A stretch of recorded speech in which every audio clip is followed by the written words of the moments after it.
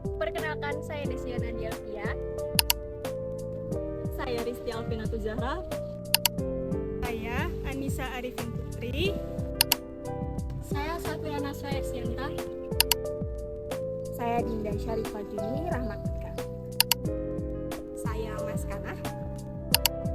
Saya Riani Kuresina.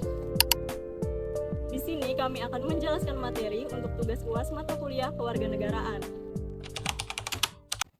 Mata kuliah kewarganegaraan bertujuan untuk memperkenalkan dan mendalami konsep-konsep dasar tentang kewarganegaraan, baik dari segi hukum, sejarah, maupun filosofi. Beberapa maksud dan tujuan utama dari kuliah ini adalah: 1. Pemahaman konsep kewarganegaraan. 2.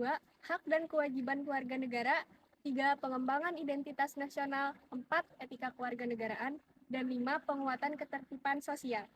Secara keseluruhan, mata kuliah kewarganegaraan bertujuan untuk mempersiapkan mahasiswa menjadi warga negara yang cerdas, bertanggung jawab, dan aktif dalam membangun dan menjaga kehidupan berbangsa dan bernegara. Filsafat Pancasila adalah penggunaan nilai-nilai Pancasila sebagai dasar negara dan pandangan hidup bernegara. Pancasila sebagai filsafat juga berarti bahwa Pancasila mengandung pandangan, nilai, dan pemikiran yang dapat menjadikan substansi dan isi pembentukan ideologi. Filsafat Pancasila merupakan cerminan sebuah pemikiran yang kritis dan rasional tentang kedudukan Pancasila sebagai dasar negara dan pandangan hidup bangsa secara mendasar dan menyeluruh. Pancasila sebagai pandangan hidup artinya kita menjadikan Pancasila sebagai pedoman di setiap hal yang kita lakukan. Jadi, sikap kita sebagai warga negara Indonesia juga harus mencerminkan nilai-nilai yang ada pada setiap butir Pancasila. Kemudian, Pancasila sebagai ideologi.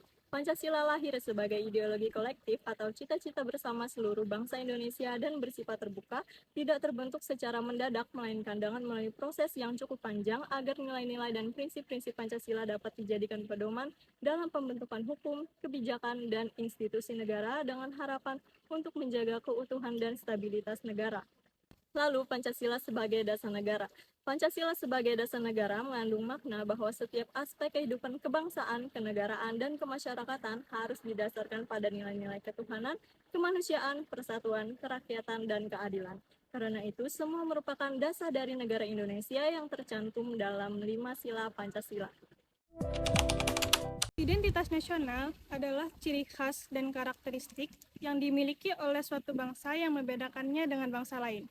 Identitas ini bisa berupa bahasa, budaya, adat istiadat, simbol-simbol negara, seperti bendera dan lambang negara, sejarah, dan nilai-nilai yang diatur oleh masyarakatnya. Identitas nasional penting untuk membangun rasa kebanggaan dan kebersamaan di antara anggota masyarakat dalam suatu negara. Integritas bangsa mengacu pada kesatuan dan keutuhan suatu negara, baik dalam suatu wilayah, pemerintahan, maupun masyarakatnya. Ini mencakupi komitmen terhadap nilai-nilai bersama, hukum, dan prinsip-prinsip yang mendasari keberadaan negara. Integritas bangsa juga berkaitan dengan stabilitas politik, sosial, dan ekonomi, yang memungkinkan suatu negara berfungsi secara efektif dan harmonis. Integritas ini penting untuk menjaga kedaulatan dan kemajuan suatu negara dan untuk mencegah disintegrasi atau perpecahan. Hak adalah peluang yang diberikan kepada setiap individu untuk bisa mendapatkan, melakukan, serta memiliki sesuatu yang diinginkan oleh individu tersebut. Kemudian ada jenis-jenis hak. Yang pertama adalah hak absolut, yaitu suatu hak yang memiliki sifat mutlak tanpa pengecualian. Selanjutnya ada hak positif dan negatif. Dalam hak positif, jika saya memiliki hak, maka orang lain boleh berbuat sesuatu untuk saya. Dalam hak negatif, jika saya memiliki kebebasan untuk berbuat sesuatu, maka orang lain tidak boleh menghalangi saya untuk melakukan atau memiliki hak tersebut. Selanjutnya adalah hak legal dan hak moral. Hak legal adalah hak yang menjadikan hukum menjadi dasar serta landasan dalam membentuk hak tersebut. Hak moral adalah hak yang menggunakan prinsip serta aturan etnis sebagai landasan yang digunakan untuk membentuk hak tersebut. Selanjutnya ada hak khusus dan hak umum. Kemudian ada hak individu dan hak sosial. Hak individu yaitu hak yang dimiliki individu-individu terhadap negaranya. Kemudian hak sosial adalah hubungan antara hak individu dengan negara dan individu lainnya. Selanjutnya, contoh hak dalam Undang-Undang Dasar 1945 Yang pertama, pasal 26 ayat 1 dan 2 tentang hak atas kewarganegaraan. Selanjutnya, pasal 27 ayat 2 tentang hak memiliki pekerjaan dan kehidupan yang layak. Kemudian pasal 28A tentang hak untuk hidup dan mempertahankan kehidupannya. Selanjutnya pasal 28B ayat 1 tentang hak berkeluarga dan memiliki anak melalui proses pernikahan yang sah. Selanjutnya, pasal 28C ayat 1 tentang hak untuk mendapatkan serta menerima pendidikan yang layak dan lengkap. Kemudian pasal 28D ayat 1 tentang hak mendapatkan jaminan perlindungan dan dilindungi oleh hukum. Selanjutnya pasal 28 ayat 1 dan 2 tentang hak kebebasan beragama. Selanjutnya pasal 31 ayat 1 dan 3 tentang hak mendapat pendidikan. Kemudian pasal 33 tentang jaminan hak warga negara atas usaha perekonomian dan hak warga negara untuk mendapat kemakmuran. Yang terakhir, pasal 34 tentang hak mewujudkan kesejahteraan sosial. Kemudian pengertian kewajiban. Secara umum, kewajiban adalah sebuah tindakan yang harus dikerjakan oleh seseorang. Setiap tindakan yang dikerjakan tersebut merupakan bentuk dari penuh rasa tanggung jawab dan dari permasalahan yang sedang terjadi, baik itu secara hukum atau moral. Kemudian ada jenis-jenis kewajiban. Yang pertama adalah kewajiban mutlak. Kewajiban yang harus dilakukan oleh seseorang terhadap dirinya sendiri dan tidak berkaitan dengan hak, serta tanpa harus mengaitkan hak di lain pihak. Kemudian kewajiban publik. Jenis-jenis kewajiban yang berkaitan dengan hak-hak publik. Selanjutnya kewajiban positif dan negatif, yaitu kewajiban seorang manusia yang mengerjakan atau tidak mengerjakan suatu hal. Selanjutnya adalah kewajiban umum dan khusus. Kemudian ada kewajiban primer, yaitu kewajiban yang berkaitan langsung dengan peraturan-peraturan dan hukum yang berlaku pada suatu negara. Selanjutnya adalah jenis kewajiban berdasarkan sumber, ada kewajiban hukum dan kewajiban moral. Kemudian jenis kewajiban berdasarkan bentuk, ada kewajiban sosial, tertulis, dan politik. Yang terakhir adalah contoh kewajiban dalam Undang-Undang Dasar 1945. Yang pertama adalah pasal 23 tentang kewajiban membayar pajak, kemudian pasal 27 ayat 1 tentang kewajiban menaati hukum dan pemerintahan, kemudian pasal 27 ayat 3 tentang kewajiban ikut serta dalam upaya pembelaan negara, kemudian pasal 30 ayat 1 dan 2 tentang kewajiban ikut serta dalam usaha pertahanan dan keamanan negara, kemudian terakhir pasal 31 ayat 2 tentang kewajiban mengikuti pendidikan dasar.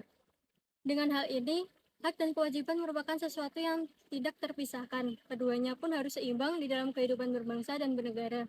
Ini agar tidak terjadi pelanggaran antara hak dan kewajiban tersebut.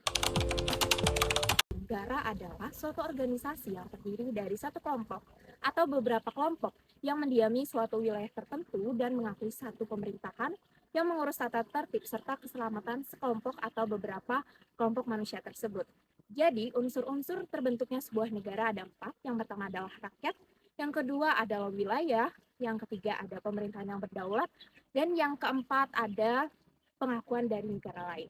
Jadi yang berikutnya adalah konstitusi. Konstitusi adalah undang-undang yang menjadi dasar dari segala hukum bentuk organisasi yang pada umumnya berbentuk naskah yang sering disebut dengan undang-undang dasar.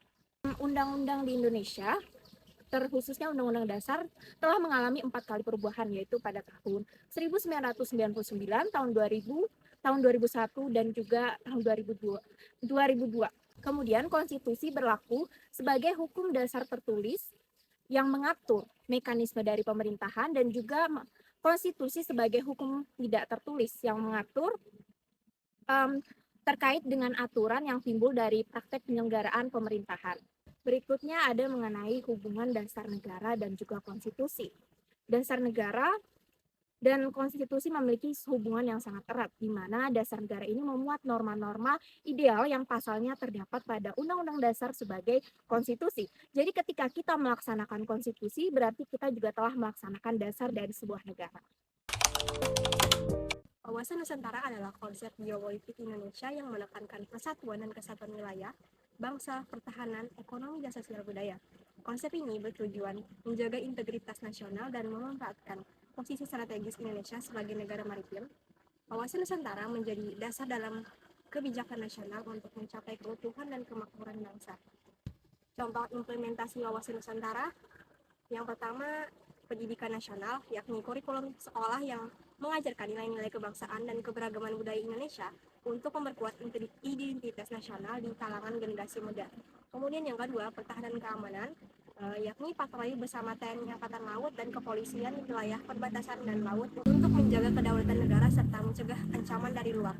Kemudian yang ketiga, pembangunan infrastruktur, yakni proyek tol laut yang menghubungkan pulau-pulau di Indonesia untuk memperlancar distribusi barang dan jasa, serta memperkuat integrasi ekonomi antar wilayah. Kemudian yang keempat, kebijakan ekonomi, yakni program pembangunan daerah tertinggal dan desa untuk memastikan pemerataan pembangunan dan kesejahteraan di seluruh wilayah Indonesia. Kemudian yang kelima, pelestarian budaya, pengembangan dan promosi budaya lokal melalui festival, museum, dan pusat kebudayaan untuk menjaga dan menghargai keragaman budaya Nusantara. Kemudian yang keenam, diplomasi maritim, yakni kebijakan poros maritim dunia yang menempatkan Indonesia sebagai pusat perdagangan dan jalur transportasi maritim global, serta memperkuat kerjasama dengan negara-negara maritim lainnya. Geopolitik adalah ilmu yang mempelajari hubungan antar lokasi geografi atau negara dengan politiknya. Dalam konteks Indonesia, geopolitik memiliki peran penting dalam menentukan arah kebijakan nasional dan strategi untuk menciptakan tujuan negara. Konsep geopolitik Indonesia dikenal sebagai wawasan Nusantara yang menentukan suatu wilayah, ekonomi, sosial, budaya, dan politik yang di seluruh kepulauan Indonesia. Dalam aspek geopolitik yang signifikan dari Indonesia berada di lokasi strategis antara dua benua, Asia dan Australia, dan dua samudra, Hindia Belanda dan Pasifik. Keuntungan geopolitik seperti jalur perdagangan internasional yang ramai dan sumber daya alam yang melimpah berasal dari keunggulan ini. Dengan lebih dari 17.000 pulau, Indonesia adalah negara kepulauan terbesar di dunia. Menjaga keutuhan wilayah dan integrasi nasional menjadi tantangan. Kewenangan yang diberikan oleh pemerintah pusat kepada daerah untuk mengatur dan mengelola pemerintahan sendiri dikenal sebagai autonomi daerah.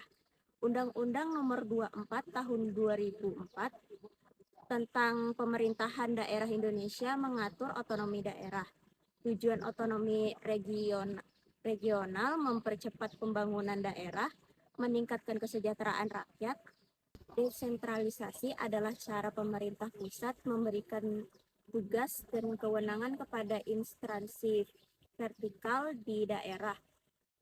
Partisipasi adalah cara masyarakat terlibat dan perencanaan, pelaksanaan, dan pengawasan penyelenggaraan pemerintah daerah. Sebelumnya saya memiliki pantun. Di dalam musik ada oktav, hidup tanpamu rasanya hampa. Kurang lebihnya mohon maaf. Terima kasih dan sampai jumpa.